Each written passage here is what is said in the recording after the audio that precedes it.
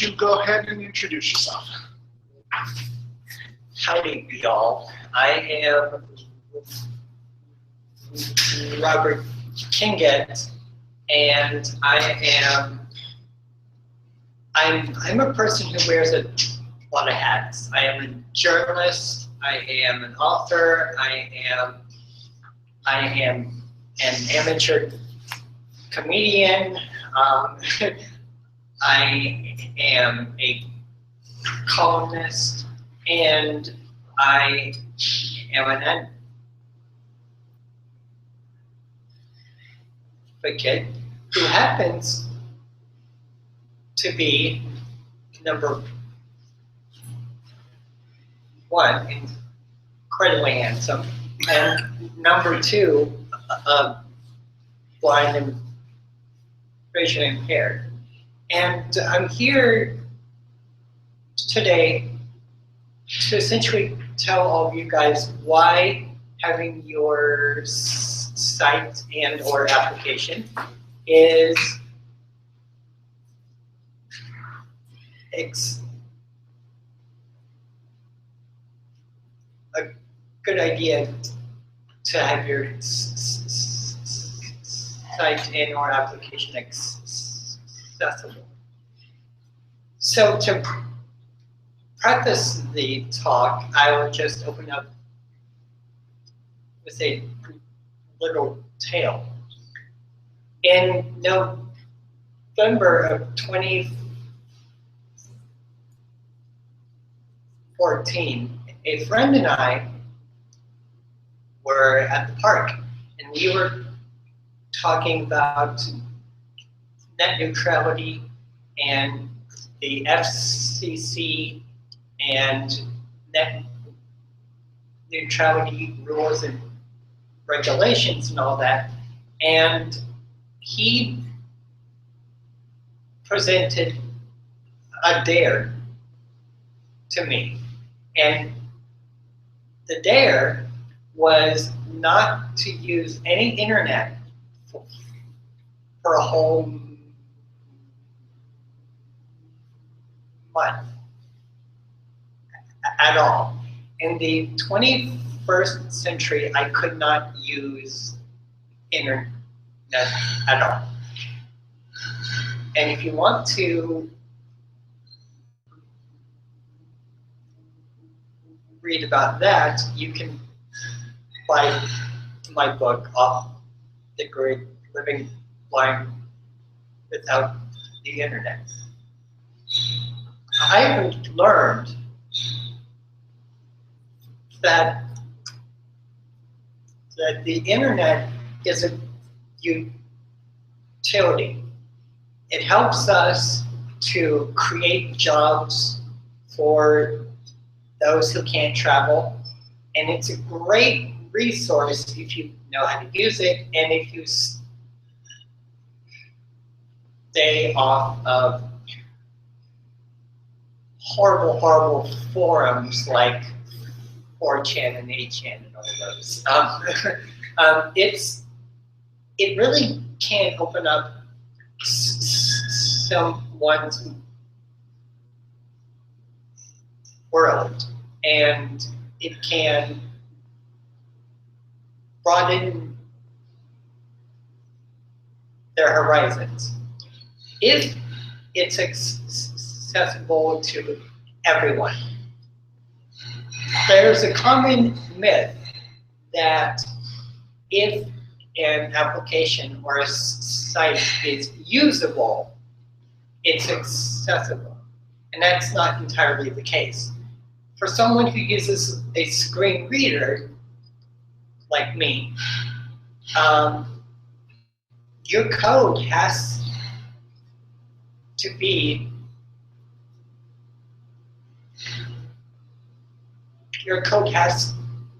have labels in it. It has to have elements that tell the screen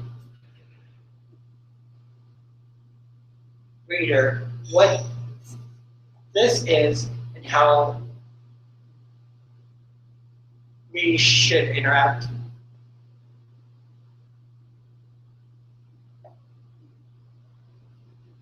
with it. A great example I like to use often is edit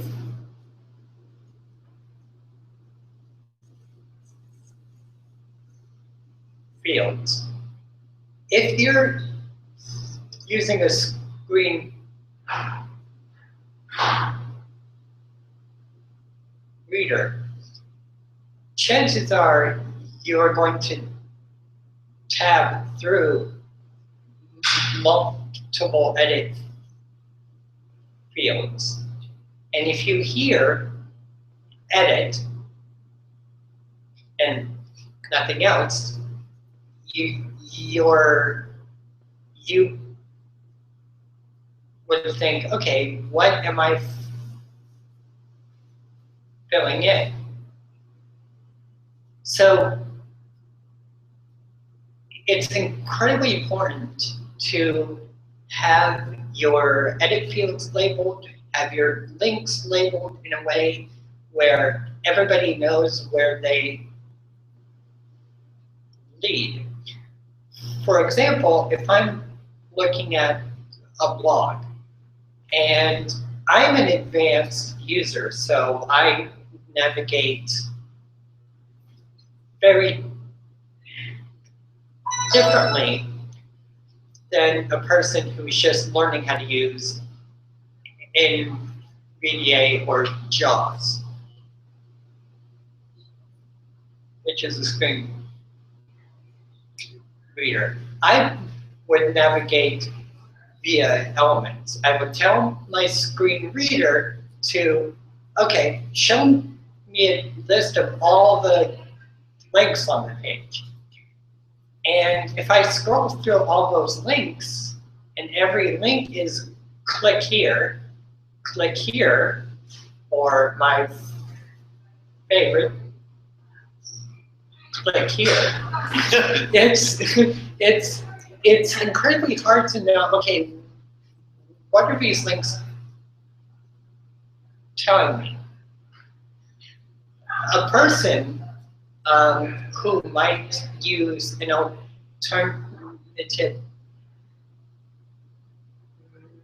mouse input or keyboard input might actually like how those links are because they're short, and maybe in their case it's easier to click on. So that's why I strongly advocate for user testing. Hire consultants who know their stuff. Because I gotta be honest with you, no matter how long you use a screen reader, you're just never going to learn as much as a person who uses it every day of the week. And also, if you hire accessibility consultants, you're giving them a lot of disabled people a job that they would probably have never even thought about. So, and I'm sure everybody in this room wants to help out our economy in some way or another. I have low vision also, so I use high contrast on my Windows machine. So everything is white text on a black surface. It's easier to see. And one time I asked the developer, I said, okay, well, can you make this accessible into high contrast? Because because I'm running through your site and I'm testing it, and he wrote me back and he goes, well, how many people actually use high contrast? I said, well, that kind of doesn't matter. It's kind of like the old average. If you build it, they will come. If you make your site and apps and software accessible, more people will use it, more people will tell other people about your services, and then more will flock to you and say, I love you very much, you're totally awesome, and that kind of thing. So the blind community talks, and we know how to talk amongst ourselves. We know how to create a flurry of testimonies on Twitter. We know how to get the word about your product or service out there. Recently, I won a many-year-long campaign against Netflix for their inaccessibility. And this is getting into the dark side of not making your site and service accessible. You will get a lot of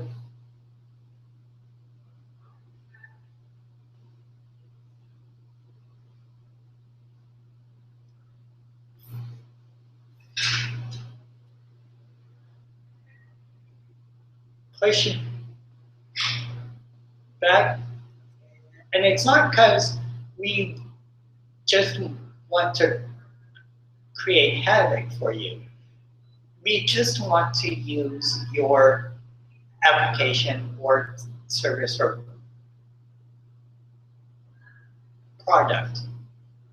One myth I hear all the time, and this is when I talk to developers and everything, they say that, well, I don't have enough money to make my site or app successful.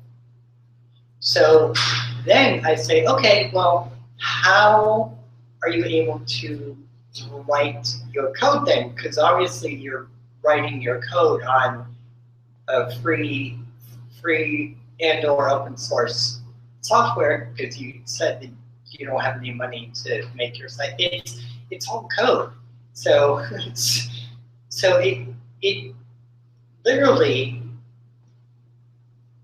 does not cost you any monetary value. It just costs you a little bit of time and sometimes a little problem solving and sometimes a little bit of asking questions and receiving feedback from the community that you're trying to make accessible. There's companies out there that have a team of contractors who will go through your site and or app and or service and give you feedback. And one of these is a company I work with. It's called Accessibility Oz. What I really like about companies like that is they take in a lot of people who use a lot of different adaptive technology. So you get a lot of you get a lot of feedback.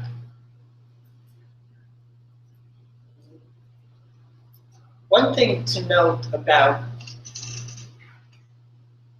hiring accessibility consultants, however, is sometimes they think they're all that, and they are not really interested in improving your service. They just want to tell you how to do things.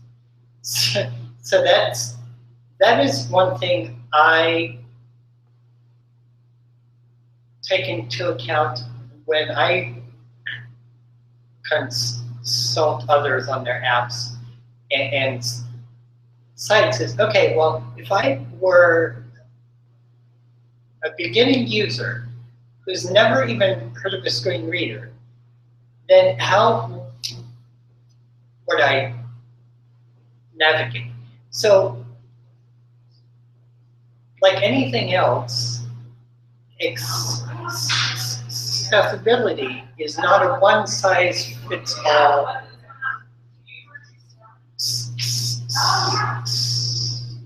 solution. Something that might be accessible for me might not actually be accessible to someone else because they haven't learned how to, let's say, how to do a links list in JAWS or in VDA. And this harkens back to usability and accessibility and the differences between the two. Let's look at the open source community for a bit. LibreOffice, which I use to write very controversial articles on things, is halfway accessible. It's completely usable. It's just halfway accessible to someone who has a screen reader. Except the community over there is great. Although you get a few developers who, again, think that usability and accessibility are exactly the same. And it's always interesting to have to explain it. It's almost like you have to explain the difference between a brownie and a cupcake.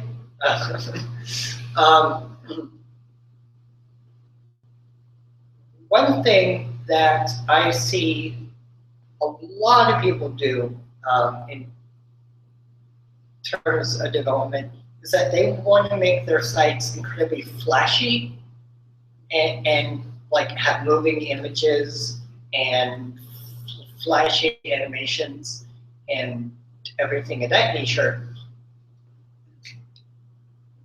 That's all great, except you also have to remember that this is 2016, and chances are someone is going to go to your website on an iPhone or an iPad or something of that nature, not a desktop computer. So if your site is made out of, let's say, Flash, for example, and I have seen this happen several times. If your site is made out of Flash, then how are these mobile devices going to access the Flash? So you have to integrate usability and accessibility early on. Otherwise, it is going to be really hard for you later on down the road.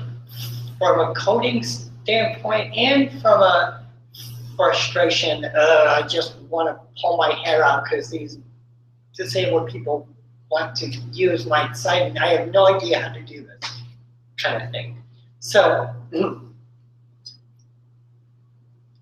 and when I talk about inclusion, I also stress very much so that you don't make an alternative accessible mirror of your site, because you're just one developer. So chances are you won't have the time to update your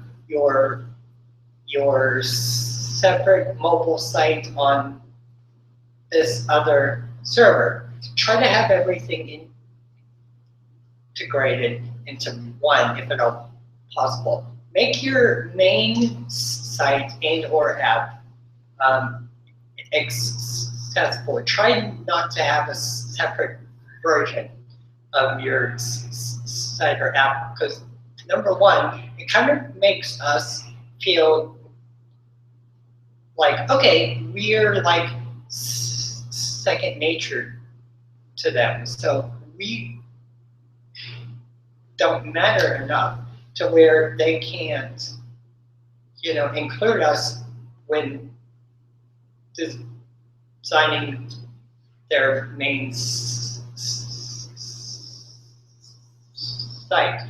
And number two, it's hard on you as a developer to try to maintain two applications rather than just one application. A lot of people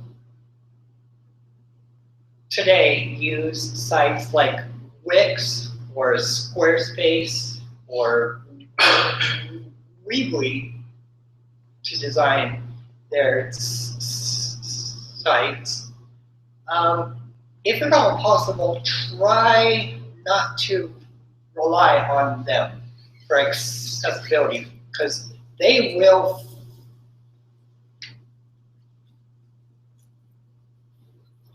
fail. Because none of their platforms were designed with accessibility in mind. So if you just make a site through any of them, either Wix or Squarespace, chances are that, number one, you're not going to be able to edit all of your code. And number two, it is such a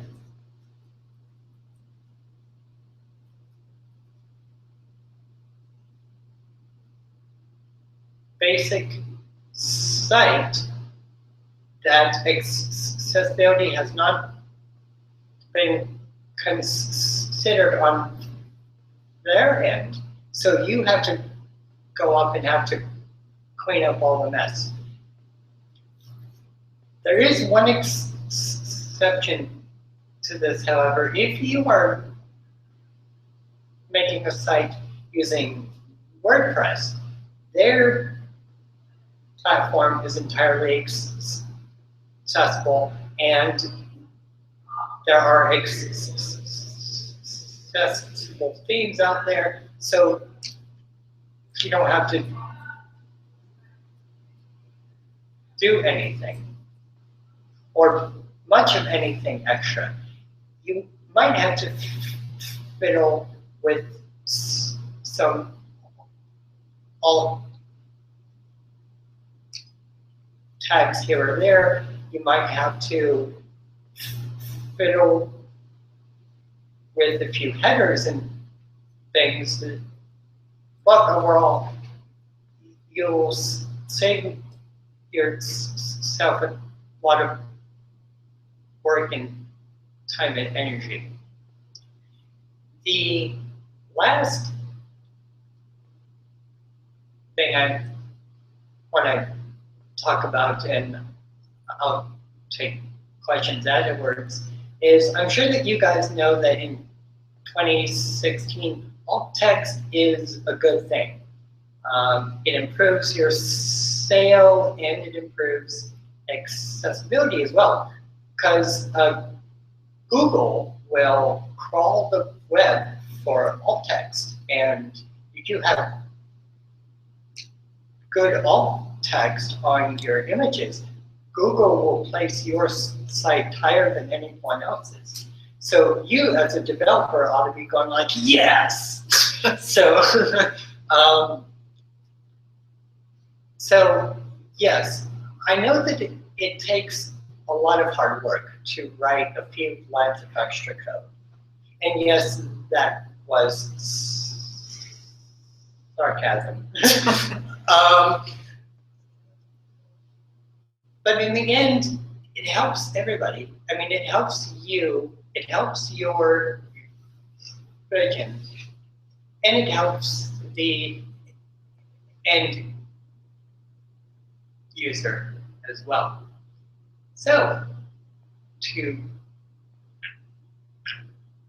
conclude, if you want to visit me on the web or check out my journalism, or if you want to read my dating column about the very attractive men I go out with, you can find all that on the internet at blindjournalist.wordpress.com. So, thank you, everybody. I have one of the first questions. Yes. So, from the time that when did you first start online, would you say? I first, you mean, like writing online? Well, all the above. All the above. Oh, like many moons ago. When I was itty bitty, as we say in the country, I was like about 8 or 9, and I was hooked on the internet. I had more vision than I do now, so I wasn't using screen readers back then, and even if I was, it was just to read really, really long articles and forum posts about Star Wars versus Star Trek. So, yeah. So, would you say, let's say, from the time that you more depended on assistive technology to today, and actually this reminds me of a question that always comes up in the screen reader survey that Webbing comes out with annually. How is the internet doing today? I mean, I know it was awful, let's just say 2-4 years ago, but yeah. Would you say in your circles, is it improving, and where would you say it's improved? Obviously, Facebook and Twitter, they're now offering alt text, so that's leaps and bounds now. But yes, like, you know, from your experience. From my experience, I see things improving now because of legal cases that happened in the past. I think that the web has improved dramatically. There are a lot of white people who would vehemently disagree on that notion. I tell them, hey, look, you don't have as awesome hair as I do, so yeah. In terms of peer design, I would say that the web has improved greatly. And I really think that it's finally starting to sink in that, oh, hey, disabled people like go online and stuff. Like it's not a new phenomenon anymore. However, like in terms of content, that's where things really need improvement because even now, captions hardly exist on the internet. You have these automated captions that just aren't sufficient. I mean, a lot of people are lazy even today, and they're like, oh, well, I don't need to caption my videos because Google will caption it for me. And that's not the kind of attitude we should have, but it's an attitude I see even today's laziness. Yeah, it's funny that you say that. I have a personal and professional experience with the auto captions. This meetup in December, we tried to Google Hangout for the first time just to see how it would work.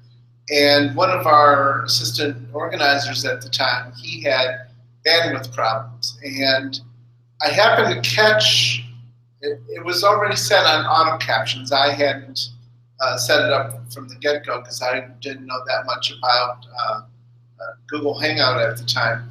But the bandwidth issues were so strong that the auto captions at one point in time, our male assistant organizer was quoted in the captions as having a juicy arse. That's not something that you want to be public.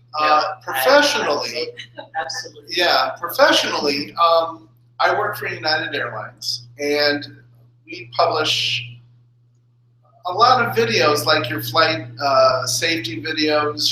We have this big metal bird thing, which I'll be honest, I don't get yet, but I'm slow, so. And they have thought that they could get away with auto captions. What has amazed me is until I called them on it and said, what are you doing? I don't think they ever turned on captions to see what the caption said. And it was beyond embarrassing to the brand what they were allowing to be public. And so we had to call them out and say, click the captions there. And it wasn't 20 seconds until they were like, oh my God, it's like, this is a 2-minute video and it takes, because you already have the script, it takes 10, 15 minutes to get the captions synced up and put on. You couldn't have done that? Now it's part of their workflow. But it's only when they saw the shock and horror of what auto captions provide. So. Yeah, it's, and also, I mean, like, just from a PR standpoint, you don't want the media to report on you, or let's say me. You don't want me to report in the Chicago Tribune, like, United Airlines has horrible caption name. So yeah, it's just good practice. And I'm sure a lawsuit is not something you want in the future either. So.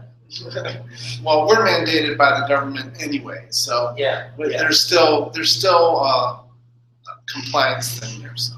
Yeah. Question, Robert? Yeah, you ended with some conversation about alt tags, and I'm wondering what's most meaningful, both from an SEO standpoint and from a usability standpoint. Right. For instance, you could really describe a photo well, or you could just do it in a cursory way. Child playing with block on floor, or 3-year-old cherry preschool child in Evanston, Illinois, playing with a block on floor. What would you advocate for? From a sales standpoint and from a user standpoint, I would say try to limit your alt text to 2 sentences. Try to limit your alt text to 1 sentence. If you're not a good writer, you can just hire me. But if you're not a good writer, I would look at websites that have alt text with just 1 sentence. Some websites, they even though they are for the blind and the vision impaired, sometimes even they go way overboard with alt text. Like I was looking at a consulting website, and their alt text for their logo was literally a paragraph long. So I was like, whoa, how do you describe an itty bitty logo? They were saying the color of the logo and how large the letters were. I'm like, no. It's just like way too much information. So try to, so from SEO and user experience, try to limit it to maybe 1 or 2 sentences. Also, when you're writing alt text, what is most important to you in the picture? When you look at the picture, what stands out to you? So I hope that answers your questions. Yeah, thank you. Any other questions? Last one. The group you refer to for consulting to review a website, are companies like that more geared for enterprise level type of jobs, or are can they like? There's a lot of consultants that just have a bottom line and it's not accessible from a financial standpoint. Yeah. For small sites, small apps, startups, that kind of thing. Yeah. For those kind of sites, like accessibility, yeah, they're more for enterprise and they're more for companies rather than individuals. So if you're an individual, I would suggest looking for freelance accessibility consultants. If you're not satisfied with one, then never hire them again. So that's typically freelance accessibility consultants charge around $40 to $70 an hour.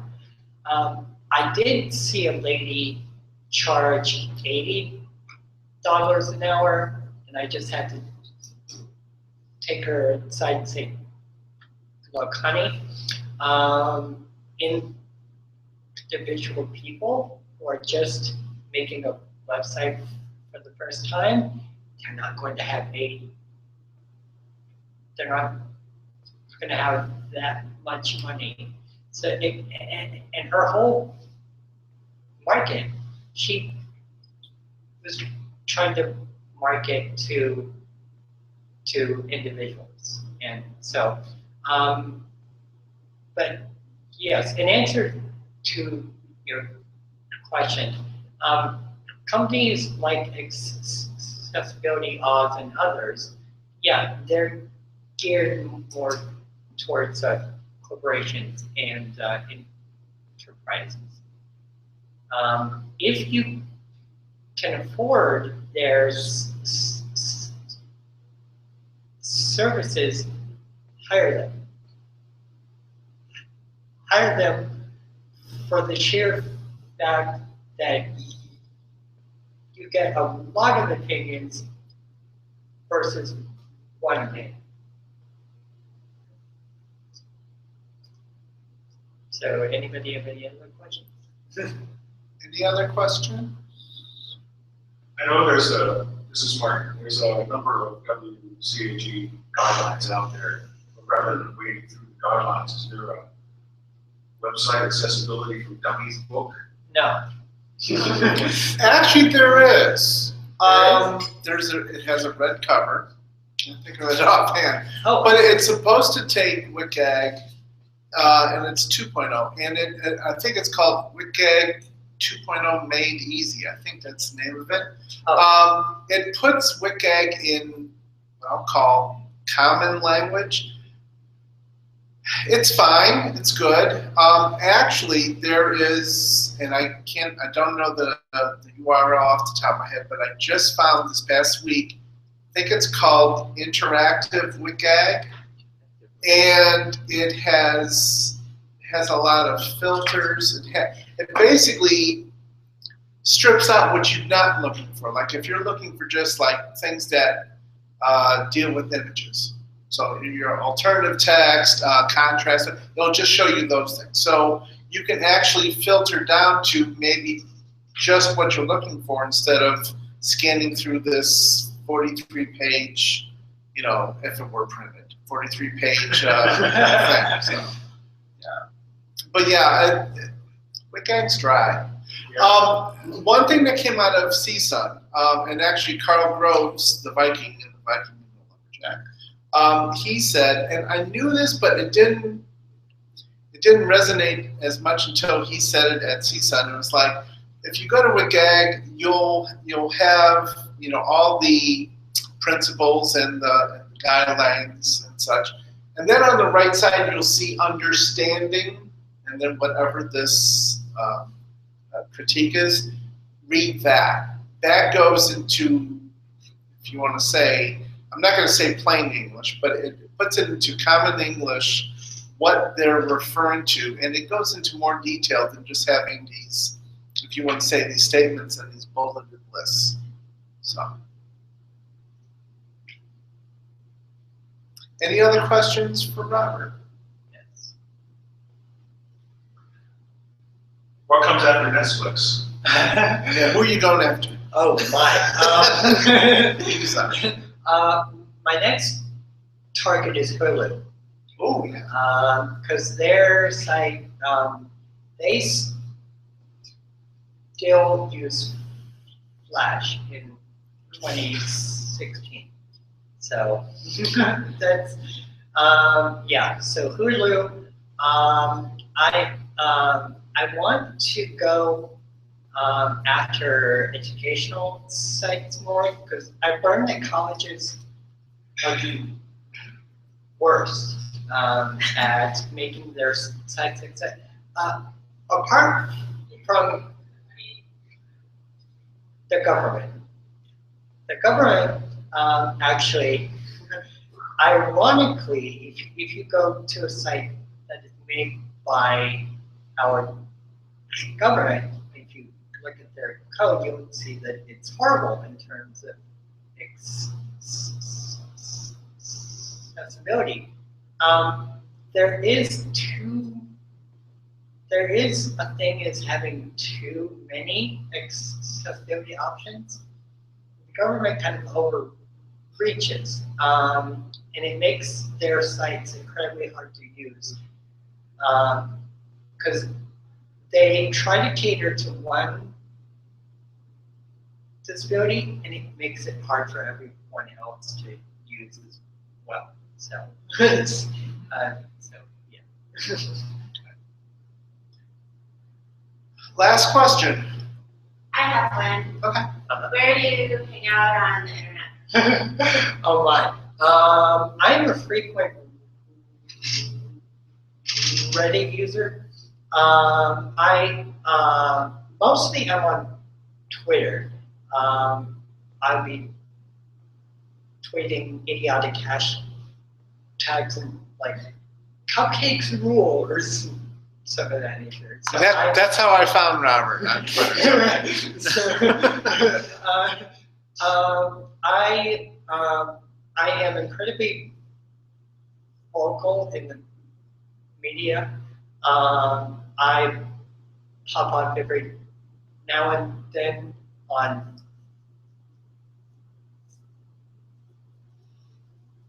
Facebook, not so much. I tend to hang around Reddit a lot more now than I did in the past. If you want like a central place to hunt me down, you can go to my website at blindjournalist.wordpress.com. My Twitter is at the blind writer. So yay. Also, just a little shameless plug.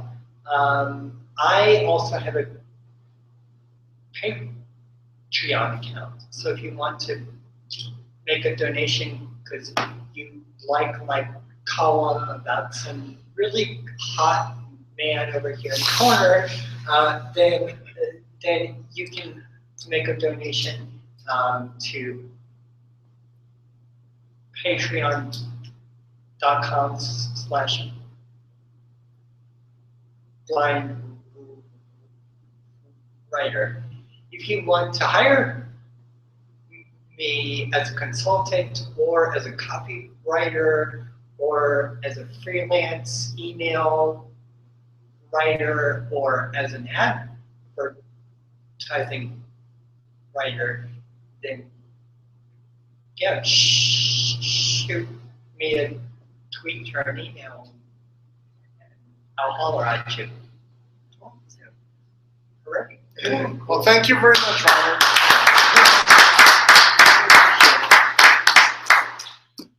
Okay, with the time we have left and not too much time, please feel free to introduce yourselves to other attendees, find out what they do and such. Again, if anyone's interested in assistant organizers or sponsorship, come visit me as I'm packing up here. Thank you very much for attending. And again, don't forget next month, Global Accessibility Awareness Day, May 19th. Thank you. Okay, and let me unmic you. All right. So you can whoa, and that gets all twisted up here. Thank you so very much. Thank you. So Dennis, are you soliciting